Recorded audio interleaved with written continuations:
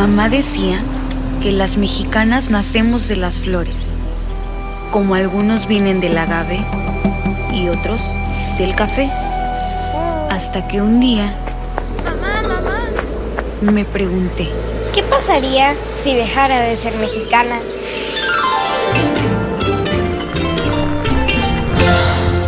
Resulta que perderías todo lo bueno de mí. Olvidaría cómo hacer las cosas bien, cómo siempre trabajar con orgullo y el tratar a los otros con lo mejor de mi corazón. Y cuando llegues por la noche cansada a casa, repite. Lo mejor que sé hacer es ser mexicana, y así quiero que sea todo. Mexicana, muy mexicana, lo más mexicano que se pueda hacer. El cielo, la gente y los colores, como el rosa mexicano. Que nunca se nos olvide que la nuestra es una civilización trabajadora. Que nuestro patrimonio está hecho con el alma. Que México sea muy mexicano.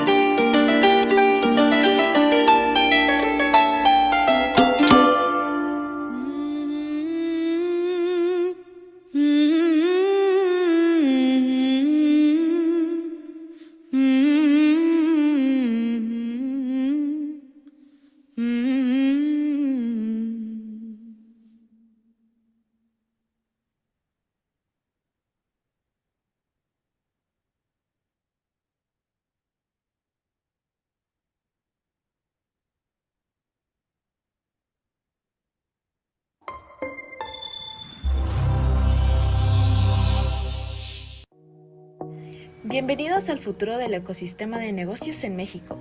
La Confederación de Cámaras de Comercio, Servicios y Turismo de México se enorgullece en presentar el Global Investment Consulting Center, el primer centro de trabajo compartido y servicios globales integrales diseñado para impulsar y fortalecer las oportunidades de inversión y desarrollo empresarial en nuestro país.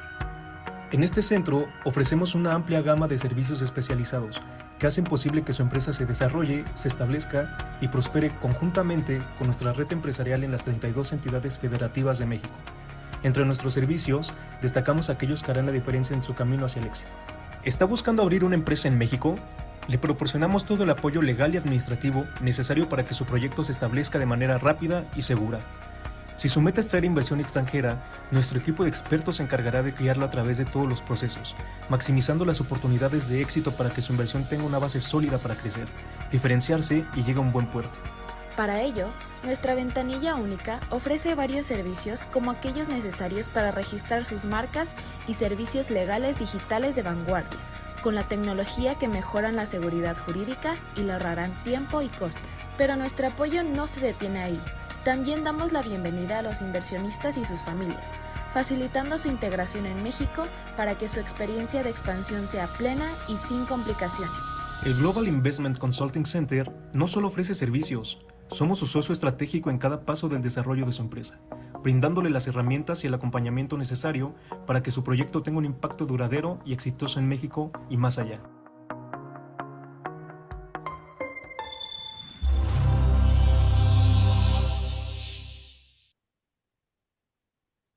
Good morning, everyone. Here once again, joining these outstanding webinars that we have been holding for several weeks so far with different representatives and authorities from different states of Mexico, like Tamaulipas, Campeche, Chiapas, Quintana Roo. And now we have one of the special guests here with us, the Director General of the Investment Attraction Agency of Mexico City, Mr. Arturo Palacios. Mr. Arturo, good morning. Thank you for joining us to this webinar. Excellent. Well, as you know, everyone is joining us from different parts of the world. That's the reason why we are organizing these webinars in English, because there's a big interest in investing in Mexico. from Europe, Asian countries, from Australia. We have whole meetings with investors from New Zealand, of course, and many other regions in the world.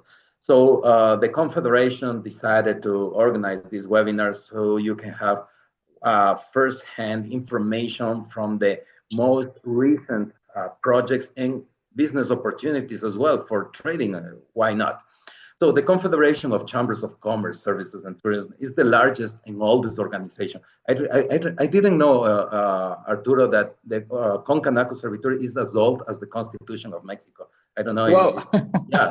So I it's didn't know either. 108 years old. Actually, it's turning this year. It's amazing. So it's the oldest private organization created by law to represent the interest of the commerce, services, and tourism sector. So it's wonderful, it's big, but one of the most important things is that we coordinate most of the public policies, most of the efforts with the Secretary of Economy, or the Ministry of Economy of Mexico, and each state has its own autonomy at the same time. So today we are here with Mexico City, and most of the people around the world ask themselves, is Mexico City a city, a state? Probably you can give us some clarification about that, because outside our borders, probably there's a confusion.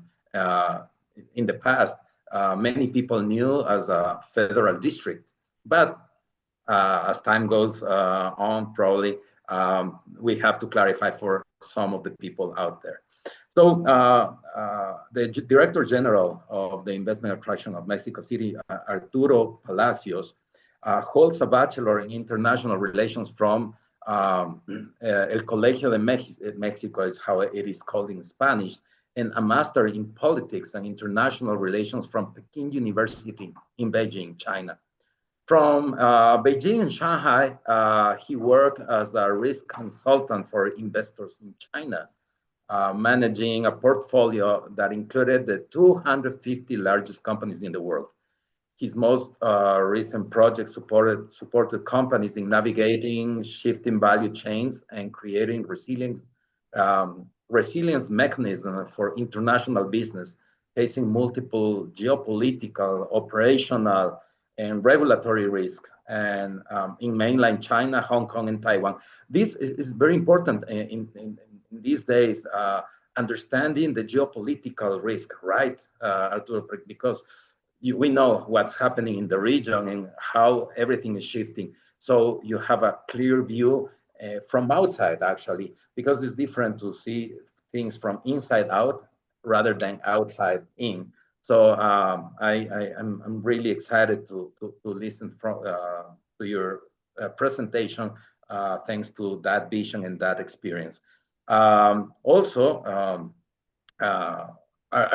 has experience in Mexico's federal government, having held various positions in the Ministry of Economy, the Ministry of Foreign Affairs, where he served as a director in the office of the Foreign Minister. During his tenure, he specialized in investment attraction, export promotion, and strategic project management. When he returned from China to rejoin public service in Mexico City, where he was appointed Chief of Government of Mexico City, Governor Clara Brugada Molina appointed Mr. Arturo in November last year, recently, in last November, to serve as a head in CDMX. CDMX means the short name for the Investment Attraction of Mexico City, the investment attraction that today we will learn not just what they do, but what are they promoting and the business opportunities for all the investors around the world. Probably most of your friends will be watching this webinar, Arturo, in Asia. I'm pretty sure of that. Well, Arturo speaks Mandarin, Chinese, French, English, Spanish, and today we are here to learn more about the opportunities here in Mexico City. So thank you very much for joining us here at the Concanaco Servitur. Arturo, the floor is yours. The floor is yours, and welcome once again. Thank you so much, Marcelo, and thanks to Concanaco Servitur. It's always a pleasure to speak with you guys. And thank you for opening this space for each stage to present a little bit of what they are, what they offer to the world, what kind of opportunities the world can grasp and yeah, and take advantage of for each state in Mexico, which are very different amongst themselves. I would say Mexico City, it's kind of its own thing as it is the capital of the country. And it'll be a pleasure for me to abound on this today. I'm going to share first a general presentation of what are the investment opportunities here. This is a general overview. And after this, I will concentrate on a specific project that we are having in the city and that I am sure everyone is going to be interested in, as it will be our priority project for the next couple of years. For starters, what is Mexico City? As Marcelo mentioned, Mexico City is both a city and a state. It is, in terms of states in Mexico, we have 32 entities. 31 of them are formally states. And Mexico City, even though it's not formally a state, it is run in a way as a state. It has its own chief of government, which serves as governor, Clara Brugada Molina, and its own Congress, its own constitution, and its own regulations that set it apart from other states in the country.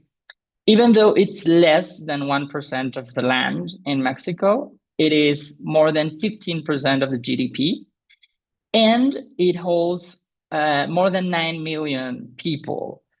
When we count the metro area of Mexico City, we're talking about more than 22 million people, which makes it the biggest city in the North American continent and one of the biggest cities in the Americas, only compared to Sao Paulo by some measures. Some would say Sao Paulo is the biggest one in the continent. Some would say Mexico City, but yeah. Basically, we're talking about very, very big metropolitan areas. And why Mexico City is different from other states, not only because of the dimension and the scale of these population size, but also because the economy in the city works differently. More than 90% of GDP in Mexico City is made up of services, whereas in other states, the main economic activities are manufacturing or in some cases, agriculture. Why is it an attractive place? According to the Mexican Institute of Economic Competitiveness, which is a non-governmental organization, Mexico City is by far the most competitive place to invest in the country because it has the best digital and physical infrastructure. It has unique connectivity in terms of air, rail, and land traffic. It has the most prepared labor market and the best health services, which makes it a better place to live and to be safe and feel welfare. According to the OECD, what are the areas in which Mexico City excels at? We can see the economic vibrancy of the city. We can see also innovation, entrepreneurship being important. Other things like the cultural capital that we have, transportation, digitalization, all of this makes it a regional place, a regional economy that is more interesting and more profitable to invest in than in other regions of the country. In terms of the priority sectors that we have identified as the sectors that are growing the most and have the most potential for businesses, we have identified 5. First is biotechnology and pharma, circular economy, specialized professional services, creative industries, and tech and AI. I would like to highlight things like specialized professional services are becoming more and more popular here as Mexico City becomes a global hub for professional services. This means that companies from all over the world choose Mexico City as a place from which they source their own services. These are legal and financial services, IT and cybersecurity, design.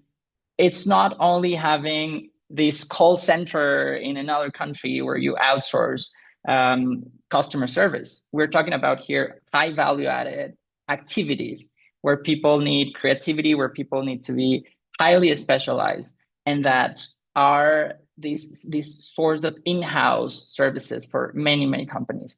Increasingly, this is becoming part of our financial corridors in the city. You see more and more brands opening and renting whole floors in the financial districts of the city. In terms of biotech and pharma, this is the sector that we're focusing on the most for the promotion in this year. Mexico City for long has been the place for biotech and pharma companies to establish in Mexico. And what we're doing now is to integrate the already installed capacities to have an innovation ecosystem from Mexico City to the rest of the country. In terms of economic advantages, we're talking about a capital that has for centuries centralized many services and opportunities in Mexico, in the biggest Spanish-speaking country in the world. And particularly Mexico City served as this place from which all of the economic vibrancy, all of the innovation in the country, the main universities have already chosen to depart from Mexico City, to establish here and then spread to other areas of the country. So the accumulated centralization that many other states have never liked is an advantage in terms of investment attraction for Mexico City, because you can source everything from here. You have all of the concentrated capabilities in Mexico City. We are the first state economy in the country. We are the first recipient of FDI, of foreign direct investment. In 2025, Mexico received in the first quarter a record amount of foreign direct investment for a first quarter, and more than half of that investment was directed at Mexico City.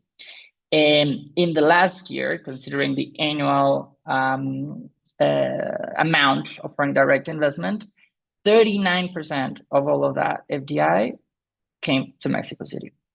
We're also the first household spending state in the country, making this a very attractive consumption market. And we're also the state with the second biggest employed population. The first one in terms of PhD graduates, 15% of Mexico's total, and a state that has constantly had good levels of employment, which is always a sign of economic health. In terms of logistics, the metro area of Mexico City has 3 airports. The Mexico City International Airport, Benito Juárez, the Felipe Ángeles Airport, which is in the state of Mexico, and the International Airport of Toluca. Toluca is the capital of the state of Mexico. I know it can be a little bit confusing, but yeah, Mexico City is surrounded by another state called State of Mexico. These are separate entities. Mexico City is the capital, and the state of Mexico is one of those 31 states. However, more than the overwhelming majority of the Mexico City metro area is within the state of Mexico. So when we talk about the metro area of Mexico City, the actual land we're referring to is mostly the state of Mexico. But when we talk about Mexico City proper, we're only referring to those 9 million people at the core of the country. Then in terms of railways, we're witnessing with this new administration of President Claudia Sheinbaum the renaissance of the passenger rail in Mexico. And after President Andrés Manuel López Obrador built the Mayan train in the Yucatan Peninsula, the next step is to build new passenger rails in the center of the country. And here we're talking about all of the new major railway lines are gonna depart from the Buena Vista station in Mexico City's downtown. From here, you're gonna be connected to Querétaro, Pachuca, León, and eventually all the way to the frontier, to the border with the United States in the north.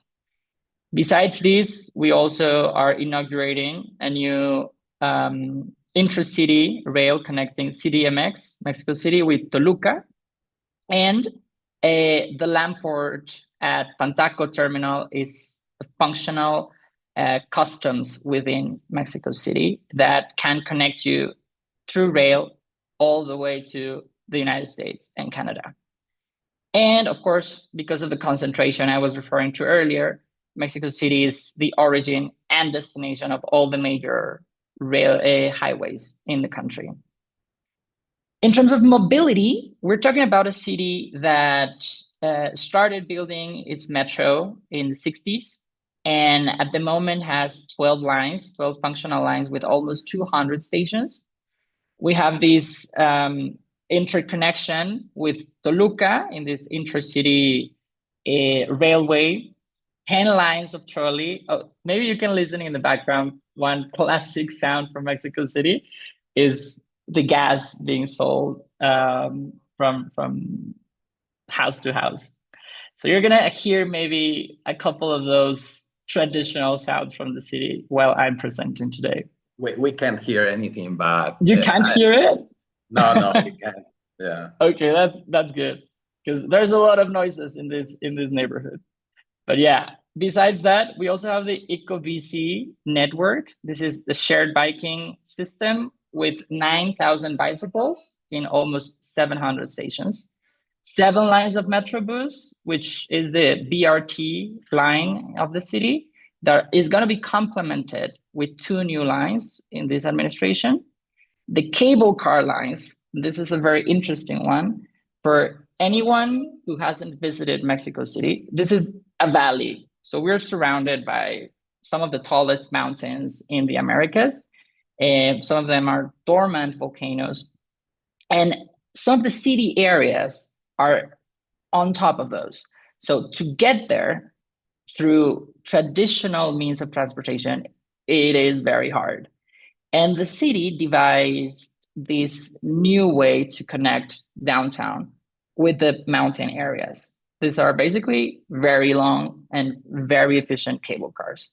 At the moment, we have 3 lines of cable cars, reducing some of the commuting times from 2 hours to half an hour.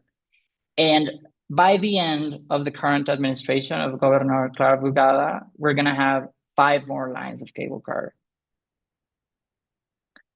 Mexico City is also the cradle of many bachelor, master's, and PhD students in the country, some of which come from other states. I would say most of them must come from other states in the country. We have the National Autonomous University here, one of the oldest universities in the continent. We have Tec de Monterrey, we have Anáhuac University, Ibero-American University, the Metropolitan Autonomous University, National Polytechnic. All of those have their headquarters in Mexico City. In the case of Tec de Monterrey, which is the largest network of private universities in Mexico, they have the regional headquarters here, which is, by the way, having a new program focused precisely on biotech.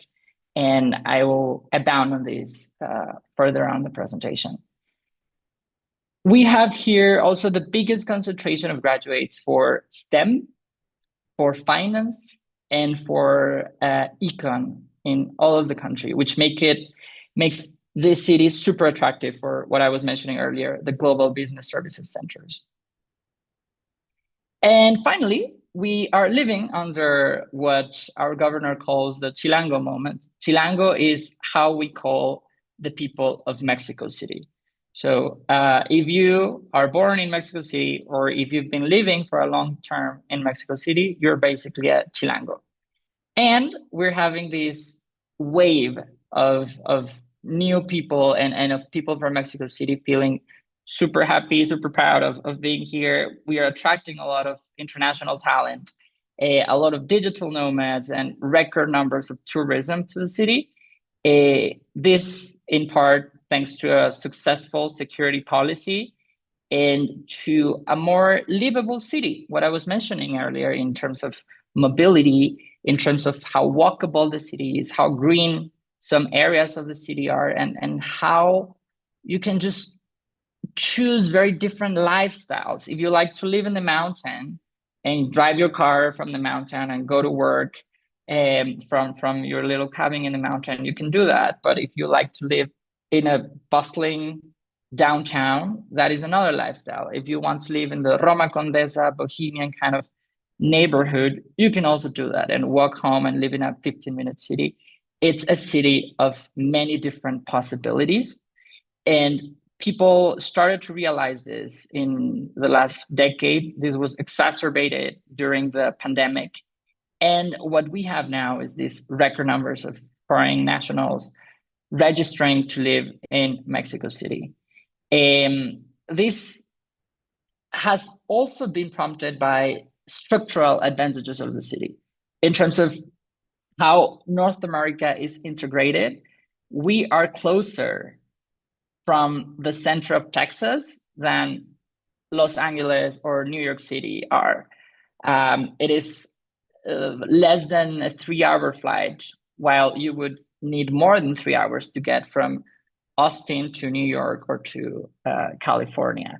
So this speaks to how these borders and how this distance is sometimes more in our heads than the actual physical distance. We have the same time zone as Central United States. And if you work in Mexico City, it is very easy for you to go back to the United States during the weekend and vice versa. So all of those 20 plus million Mexicans living in the United States can also live in the United States and come back and see their families during the weekends or during the holidays. This is a metropolis that has it all for everyone. Many museums, many Michelin star restaurants, art and cultural events. This has become a capital for entertainment as well. Shakira sold out 20 concerts just for this year. And not only Shakira, but many international acts from Taylor Swift to Lady Gaga choose to come to Mexico City and start their international tours from here, Bad Bunny and whatnot. But also sports events, Formula One, Live Golf, and many other sport activities. The most important of which, of course, is the World Cup being held in Mexico City next year. Mexico City is going to be the first city in the world to ever host the World Cup for a third time. And the eye of the world, of course, is going to be here for the inaugural match in the historic Azteca Stadium. And now talking about incentives for investment, the city government, of course, trusts its advantages and its structural advantages. But at the same time, we are aware that for investment to land, it's always good to have the government's backing. And this is a mix of fiscal and non-fiscal incentives. In terms of the non-fiscal incentives, we have a digital government now, which makes it easier for you to do all of the permits and all of the bureaucracy and red tape that normally you have to go through. This is all done digitally in Mexico City. This reduces intermediaries, reduces the time, and makes a more efficient soft landing for your businesses. We are also offering assistance with permits from the Investment Agency of Mexico City. We offer talent recruitment support and site location assistance. Now, in terms of fiscal incentives, all of the new companies coming into Mexico City have a 25% discount on the payroll tax. All of the companies increasing their staff by 33% also have this discount on the payroll tax. For high-tech companies, which include biotech, pharma, electronics, they have a 55% discount on payroll tax, 80% on the real estate acquisition tax, and 30% on property tax. Other incentives, for instance, for SMEs, this is very attractive for startups. They would have a 70% discount on the payroll tax. And besides these local level incentives, we are also witnessing a new industrial policy in Mexico at the national level. And Mexico City is a key part of this national level plan. The president calls it Plan Mexico. And Plan Mexico offers incentives for basically all of the priority sectors that I already mentioned. The government has set apart 30 billion USD just in fiscal incentives for this plan.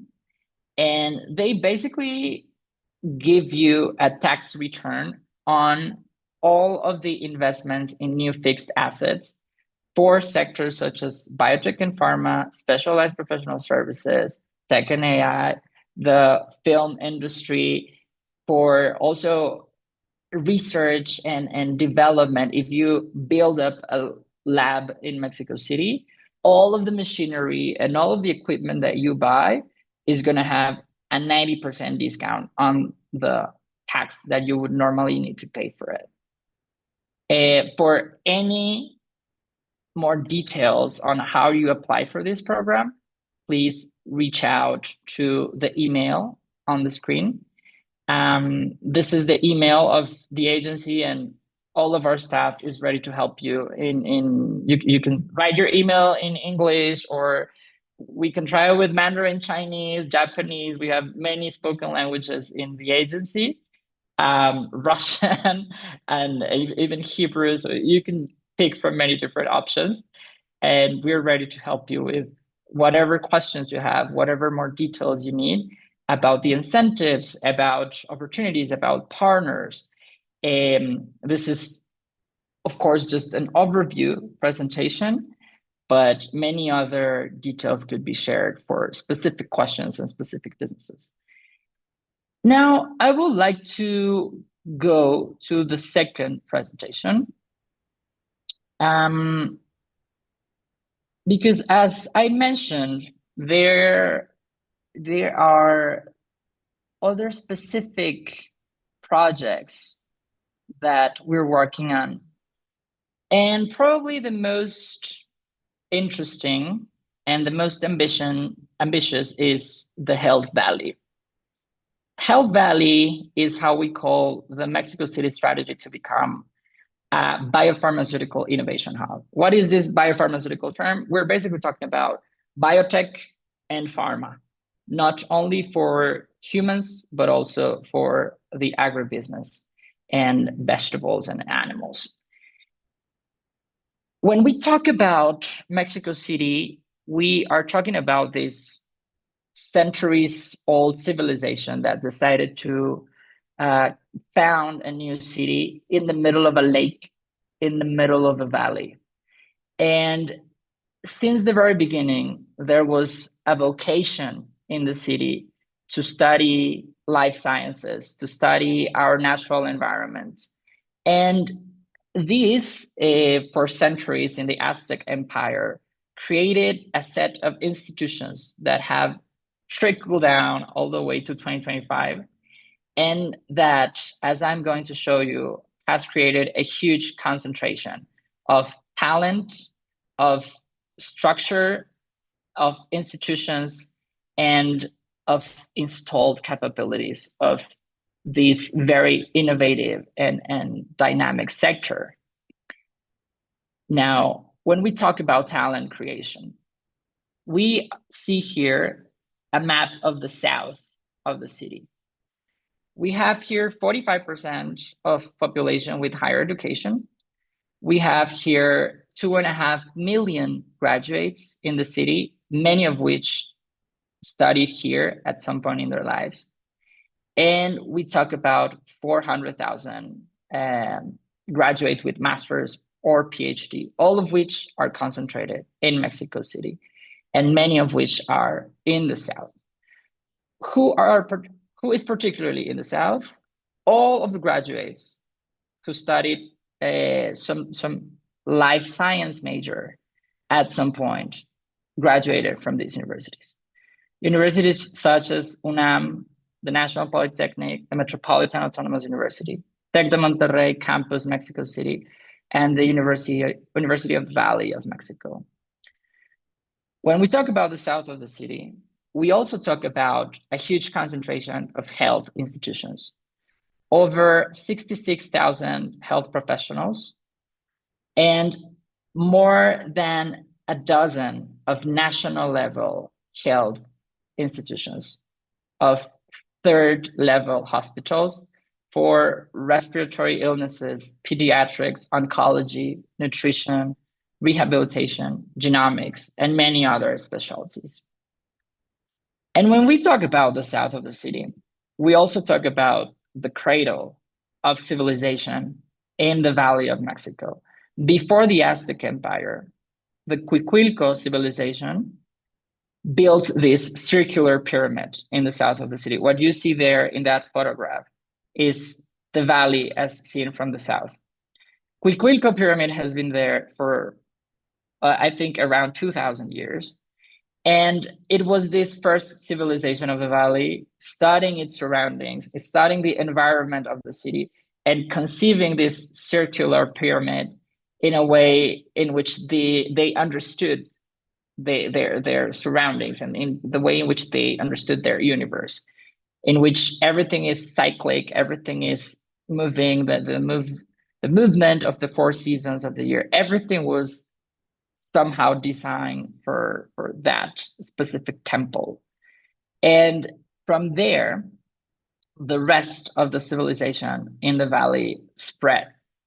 The south of the city was, after this, not the center of the city and the center of civilization in the valley anymore, but it remained as this heritage and this vestige of the original place that people chose to establish in the city, in this valley. What we have here is these many pieces, these hospitals, these universities, these clinics, and people that are already researching, people that are already innovating, but in their isolated environments. And what we chose to do as the city government was to integrate them. So what we're working on is on a very ambitious plan of functional integration, of urban intervention as well here, to truly build a world-class innovation district. Normally, in a country of like upper middle income, such as Mexico, governments would choose new spaces for industrial parks and innovation districts. But what we believe and what we have seen in other countries is that you cannot really build an innovation ecosystem in a wide canvas. You need a place that has organically some installed capacities. And the south of Mexico City is already that. It has this huge concentration not seen in the rest of Latin America. Maybe the only other city where you would see the scale of this is Sao Paulo, because we're not only talking about scale in terms of sheer numbers of a big country, but also in terms of concentration. That is the key, because we see here people who have been living there for many generations, generations of doctors, generations of researchers that chose to live in the south of the city. And what is our purpose here? Well, we are establishing anchor innovation companies in what we call the Tlalpan district. This is a project spearheaded by Tecnológico de Monterrey, one of the biggest universities in the country. They devoted 34 hectares of their campus for this new real estate project, which is going to be the host of many of the companies, many of the labs. We want to also install infrastructure for phase 1 and phase 2 clinical trials. These clinical trials are already being done in Mexico City, and what we want to do is to scale them up and to facilitate all of the permits for companies to do it more easily, and to test new products in Mexico City, with ease and speed. We also want to establish contract development manufacturing organizations and contract research organization centers with international standards. We already have contract manufacturing organizations and some CROs, some of them Mexican, some of them foreign, but we want to multiply them and use this scale effect as an advantage in the favor of the city. We're also working closely with the National Commission that regulates all of these processes in Mexico. This is COFEPRIS, the equivalent of our FDA. It is currently a transitional authority working towards maturity level 4. This is at the same level, at a similar level as, let's say, the Canadian authority, transitioning towards the maturity level of FDA or of the European Health Agency. And we are also witnessing a modernization of COFEPRIS, of this regulatory agency. They're reducing the time for approvals of new protocols, and they currently have 0 backlog. And they're shifting from exhaustive reviews to a more focused assessment of projects. And of course, this is backed as well by a set of incentives, not only the Mexico City incentives that I already mentioned, but also specific incentives for the pharma industry and the Plan Mexico decree that I also already mentioned. This is an evidence of how both local and national government are coordinating, and of how both governments understand this sector as a priority. And any project that lands in Mexico City for biotech, pharma, and health services will have a priority attention from the Investment Agency of Mexico City. We're already working with many international companies, from GSK to Boehringer Ingelheim to companies from all over the world, from Korea, Japan, France. And all of these projects are having priority attention and priority approvals from the national level government. So this is the Health Valley. I would love to abound and elaborate more on it, but I would also like to hear if anyone has any other questions, or if Marcelo, you have some specific questions about what I already mentioned.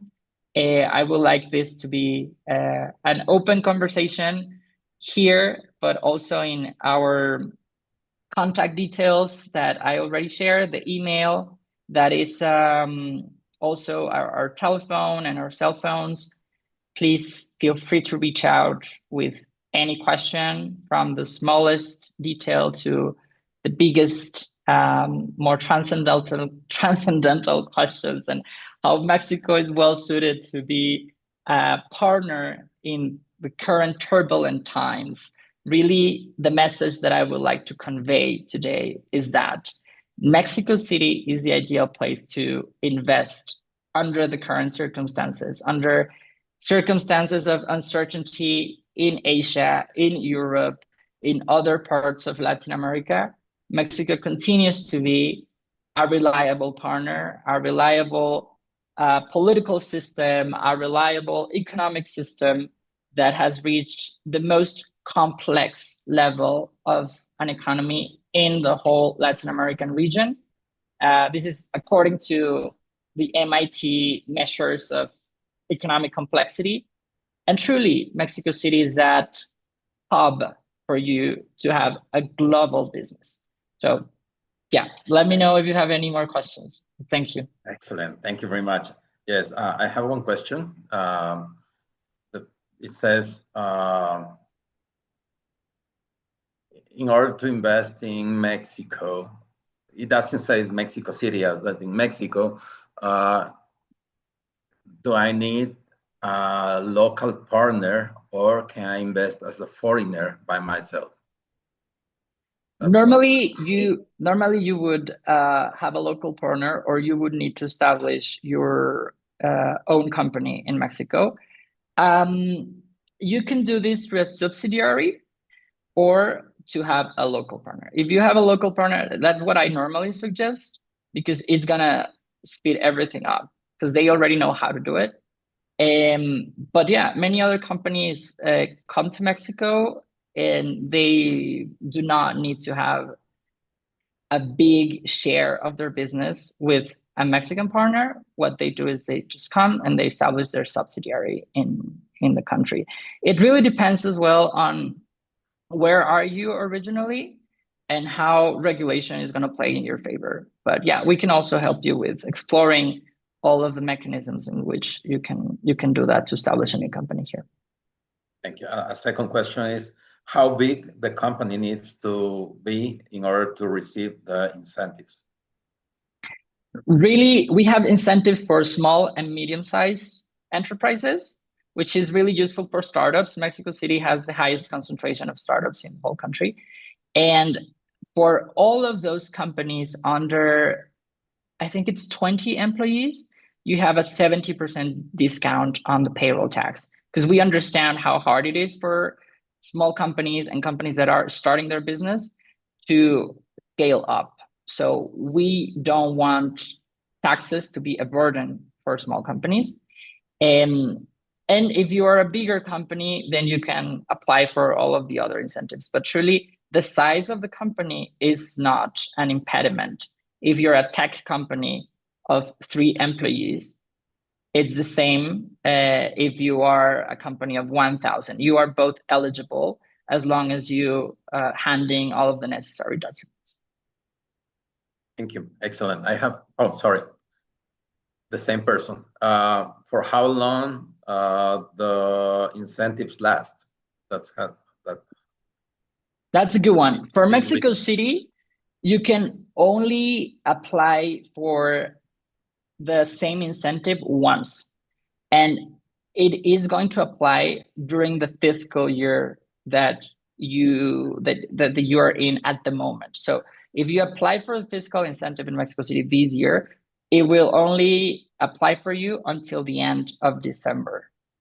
But if you apply by the end of December, it will start working for you from January 2026 to December 2026. So I strongly suggest, if you want to take the most advantage of that, to start studying how to apply for these incentives and when is the best moment for you. If you want to enter the city next year, then I suggest you already know how to do all of this by December, and you can apply by the end of the year. But for the national level incentives are already in place, the ones that I mentioned for Plan Mexico. Yes. Since March.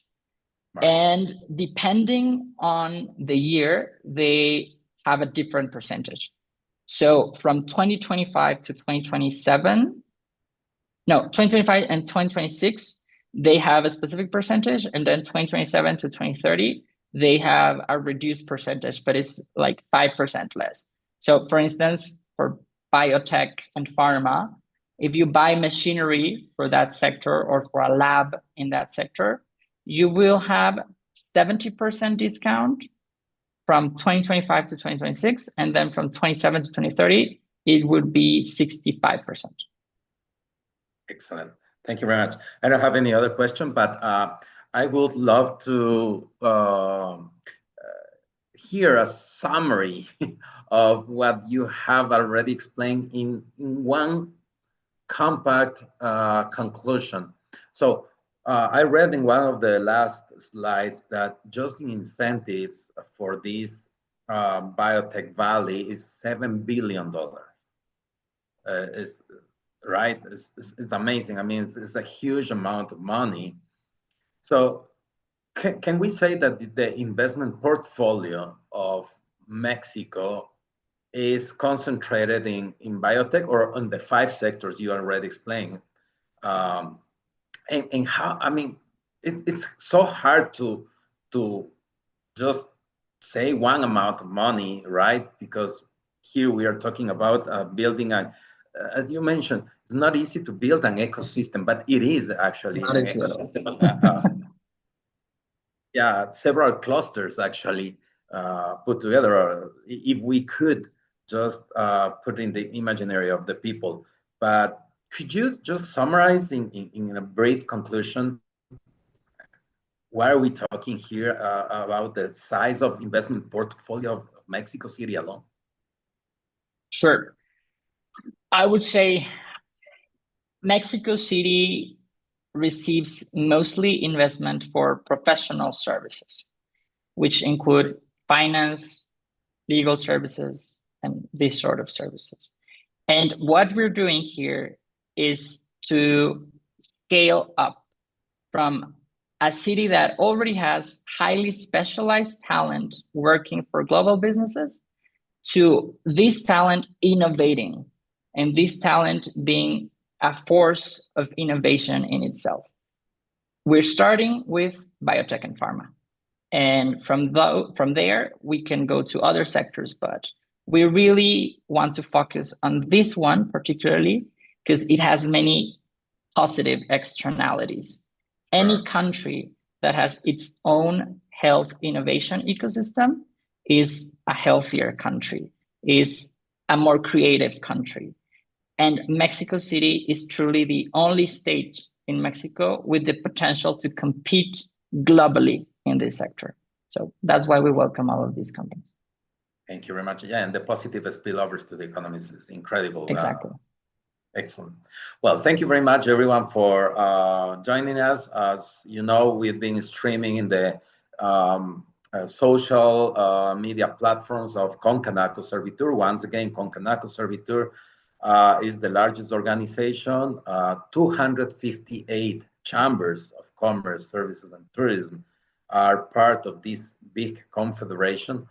We have presence in basically more than 1,000 municipalities around Mexico.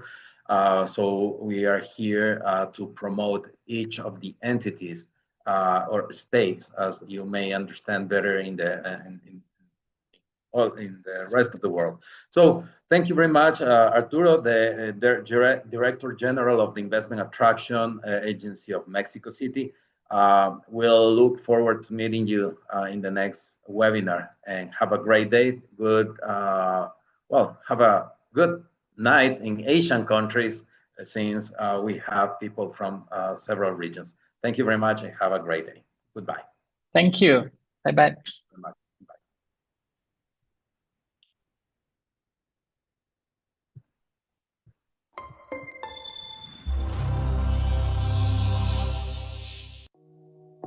Bienvenidos al futuro del ecosistema de negocios en México. La Confederación de Cámaras de Comercio, Servicios y Turismo de México se enorgullece en presentar el Global Investment Consulting Center, el primer centro de trabajo compartido y servicios globales integrales diseñado para impulsar y fortalecer las oportunidades de inversión y desarrollo empresarial en nuestro país. En este centro ofrecemos una amplia gama de servicios especializados que hacen posible que su empresa se desarrolle, se establezca y prospere conjuntamente con nuestra red empresarial en las 32 entidades federativas de México. Entre nuestros servicios, destacamos aquellos que harán la diferencia en su camino hacia el éxito. ¿Está buscando abrir una empresa en México? Le proporcionamos todo el apoyo legal y administrativo necesario para que su proyecto se establezca de manera rápida y segura. Si su meta es traer inversión extranjera, nuestro equipo de expertos se encargará de guiarlo a través de todos los procesos, maximizando las oportunidades de éxito para que su inversión tenga una base sólida para crecer, diferenciarse y llegue a un buen puerto. Para ello, nuestra ventanilla única ofrece varios servicios como aquellos necesarios para registrar sus marcas y servicios legales digitales de vanguardia, con la tecnología que mejoran la seguridad jurídica y le ahorrarán tiempo y costo. Pero nuestro apoyo no se detiene ahí.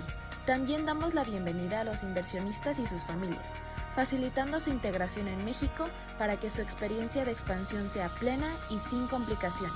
El Global Investment Consulting Center no solo ofrece servicios, somos su socio estratégico en cada paso del desarrollo de su empresa, brindándole las herramientas y el acompañamiento necesario para que su proyecto tenga un impacto duradero y exitoso en México y más allá.